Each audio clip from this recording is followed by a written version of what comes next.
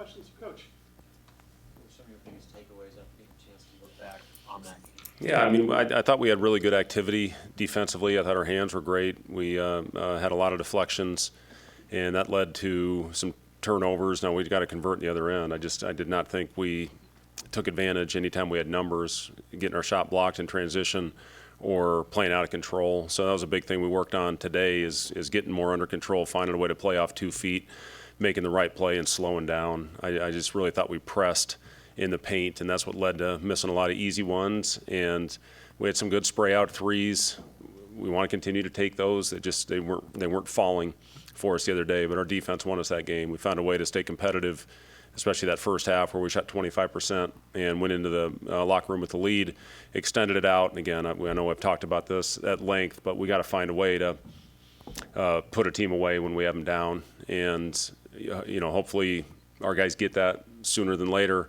Got another good team coming in here that was right there with Creighton all the way up until about the 3-minute mark, and Creighton went on a run and Creighton extended it. So this team is fast. They're well coached, and they've got a lot of guys that can put the ball in the basket.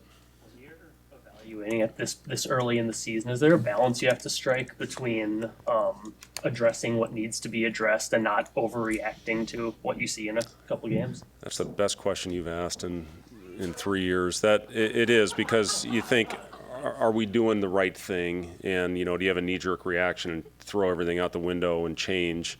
And believe me, if you see these big dark circles under my eyes, it's because I was literally up all night thinking about that exact question on what do we do? Do we put in a new system? Do we stick with what we've been doing and just do it better? A lot of it was just playing out of control, not so much the system. We just did not make the right play. And, I think Bryce and Raleigh combined at 11 turnovers. That can't happen. We have to take that better care. Now, Raleigh had one that was kicked, and, he had 2 travels on. One was on an outlet, and one coming to a jump stop in the paint. So, but, travels on the wing, footwork, all those little things that led to turnovers that kept them in the game. So, yes, there's a lot of things that we're going through right now, and just figuring out what the best system is for this group. We don't have Rink out there that can make plays. We don't have Derek out there that can make plays.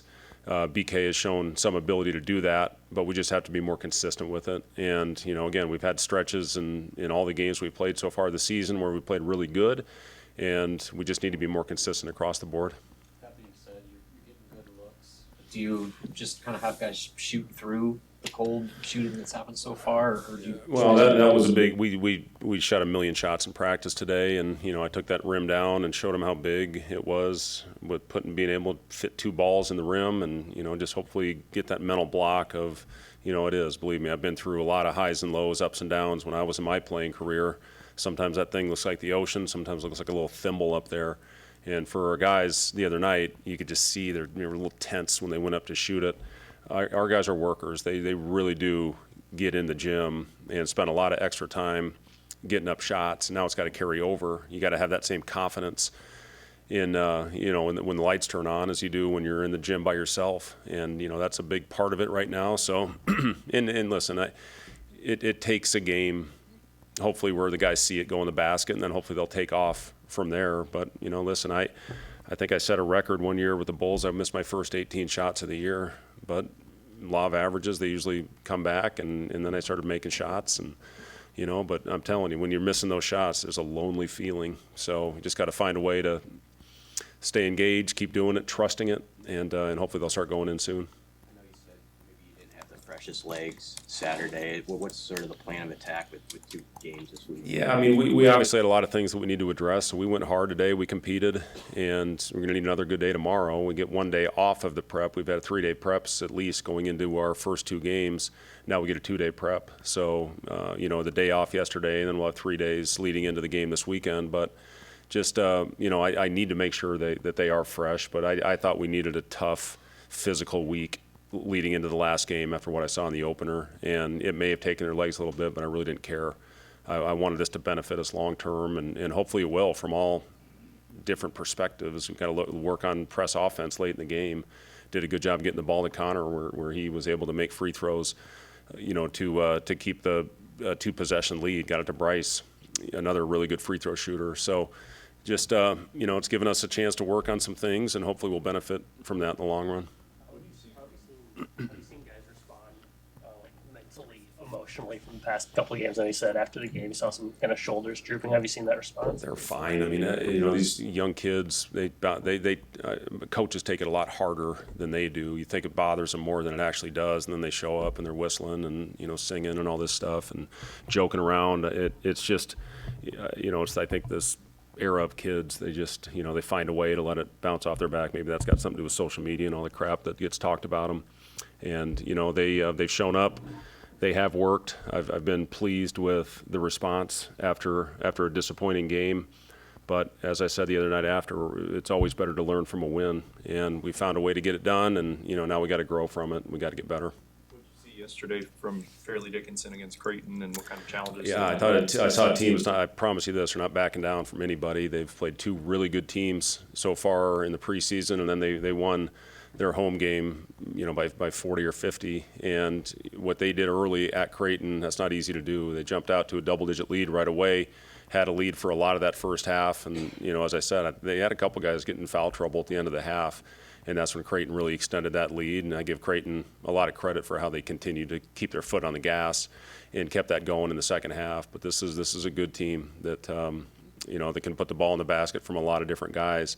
They're shooting the three very well. When you look at their percentages, over 40%, and they've got a point guard that can get into the paint, and he's very dynamic with the ball. They run good stuff. They play with pace, and again, another good test for us. Brad, what have you learned about your point guard play through the first week of the season? Yeah, I mean, kind of a tale of two games, I guess. I thought Raleigh in the first one had complete control of that game.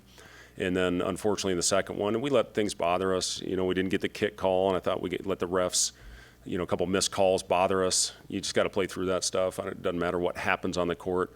But I still have great confidence in both Raleigh and Aaron and Bryce when he brings the ball up the floor, that we've got good calming presence. Obviously, we can't have that many turnovers, and we got to start cutting that down, especially the unforced ones. Those are the ones that just eat away at your soul, is when you have those stupid unforced turnovers that just kill you. But, again, I'm very confident in that position with our guys. And again, we want to play with pace, but we got to start playing with smarter pace. We're as I've said, hell, I can say it over and over again, we're way too out of control in the last game. How hard is non-conference scheduling now with the fact how early you have to do it and the way teams change? Like Texas Rio Grande, you got North Florida coming up. They get 37 AP poll right now. Yeah. Like, how much does that change just your approach to non-conference play when you don't know what you're getting, and then teams are often a lot better than them? Yeah, you have no idea. And, that UT Rio Grande is a great example of that, with a new coach, and they brought in 12 new guys, and they can all play, and they all fit into that system very well with their analytical approach to the game. And North Florida's beat South Carolina, and then yesterday they go in and score 105 and beat Georgia Tech. So two good quality road wins against high major opponents. And again, this will all benefit us. You look at Murray State, our first opponent in Hawaii. They're on the list of top mid-major programs, and I know Steve Prohm does a great job with those teams. We'll play two other high-quality opponents in that tournament as well. So, yeah, we're playing good games, and these are all designed to help prepare us for league play. But, yeah, Robin, you have no idea when you schedule a game what your opponent's going to look like. You're taking threes on about a third of your possessions. Is that about where you want this team? The biggest thing is we always talk to our guys about taking what the defense gives us. In the first game, that was getting in the paint. It was getting to the free throw line. The second game, I thought we did a good job. We got 25 free throws, 26 free throws. And, obviously we were not converting from the three-point line. We had, I thought, other opportunity to throw the ball into the post, what we missed when Braxton had it going a little bit. So, again, all things we can learn from.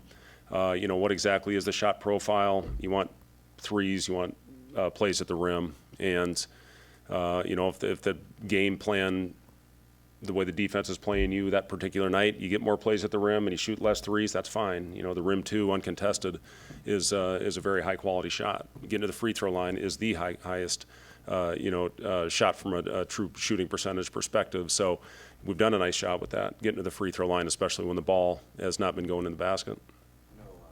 He's a versatile player. Is there something in particular you think you could really emphasize with him? You're thinking about? Yeah, I mean, Burke when you watched him play this summer, I think he made his last 8 threes in the tournament that he played in, and he's going to get it going. He's too good of a shooter. I just think he's a little off balance right now and maybe a little rushed, like a lot of our guys are, and that's human nature. When the ball's not going in, you have a tendency to just reaching a little bit closer to the basket as opposed to trusting your shot. And, he's shooting the heck out of it in practice, and it's just a matter of time before his shot starts falling.